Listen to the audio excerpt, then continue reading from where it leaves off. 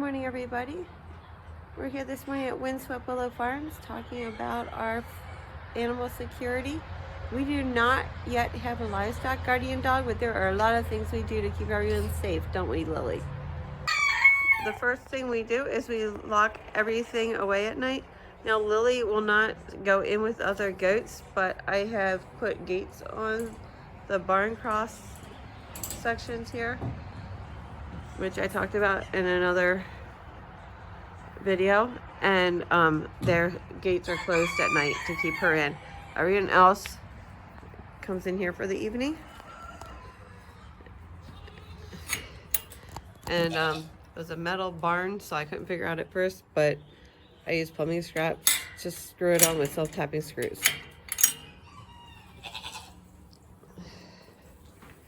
And they get to come out in the morning. Be jealous of Lily who's out. Right, girls? Good morning, Mr. Snow. You getting up? Did you ever do it yesterday? He says, yes, I did. So the mini ducks also have their install at night with a closed, so they have a wire lid.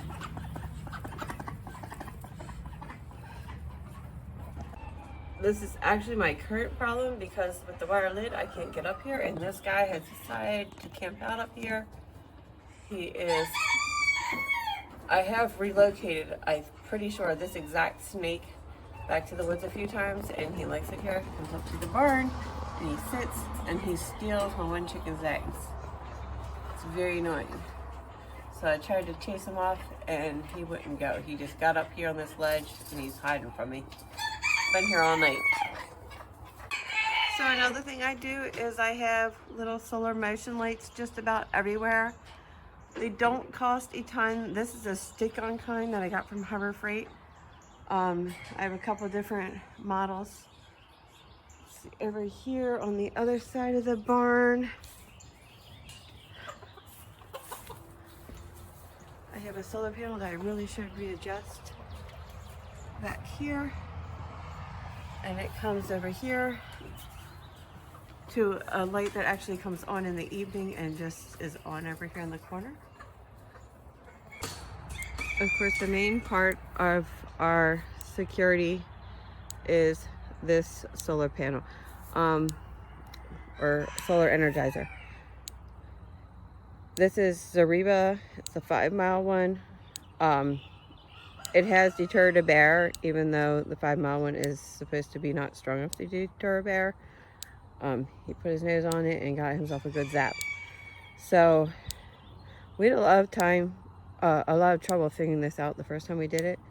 So just in case you're the same, there's a pole in the ground. That's the grounding rod. Just pounded it in. And then there's the wire the whole way around. And then the wire got loose, so we kind of bent it up to tighten it up above because we don't want it to touch this wire. And then these little plastic things keep the wire from grounding out on the wood.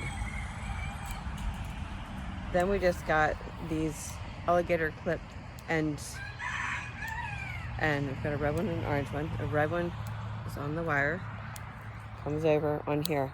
Now if you see, I took the little plastic caps off the energizer because usually you would just be using wires that you wind around, but I had these and it was easy for us to do. It makes it really easy for us to get to unenergize the fence by just unclipping that alligator clip and in an emergency, but I can also go under here and turn it off. There's a little on-off switch underneath. So the orange one goes from the other little rod over onto here. You flip it on and it starts making that ticking noise. You know it works.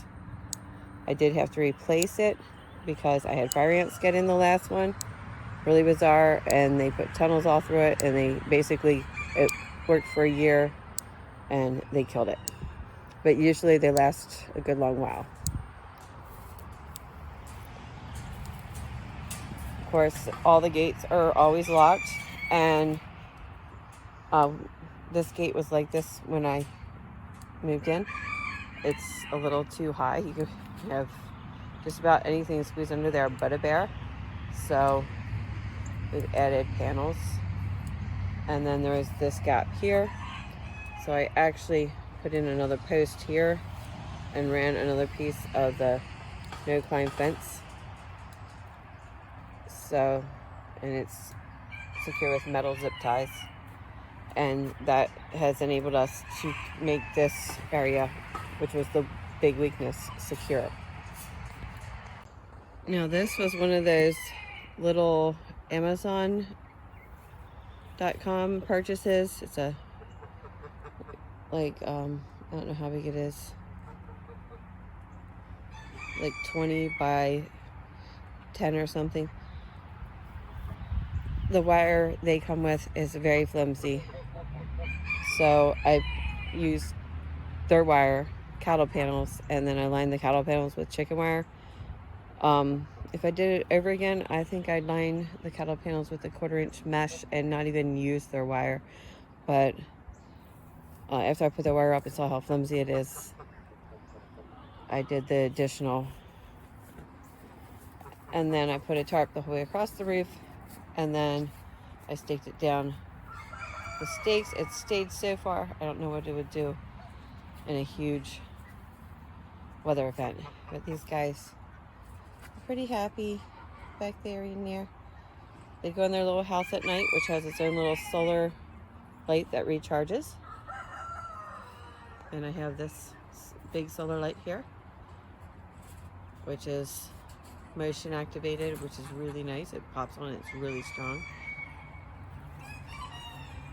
And then of course everything's locked up, and I've upgraded all the locks. So this came with this one.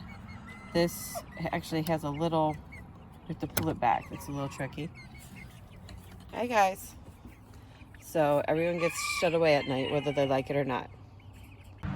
And the last part of my security system, which I'm finally getting around to installing after a year, I had these at both my previous places, are the predator eyes.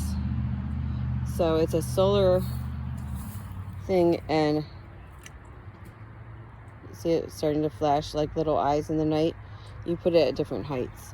I've had really good luck with those. I had deer going after some of my plants like crazy at my original little farm, and I put these near the plants at different heights, and everything started growing. So they definitely have worked for me against deer. Other people have said that it made no difference for them. So I guess your mileage may vary, but I add them because they have worked for me in the past.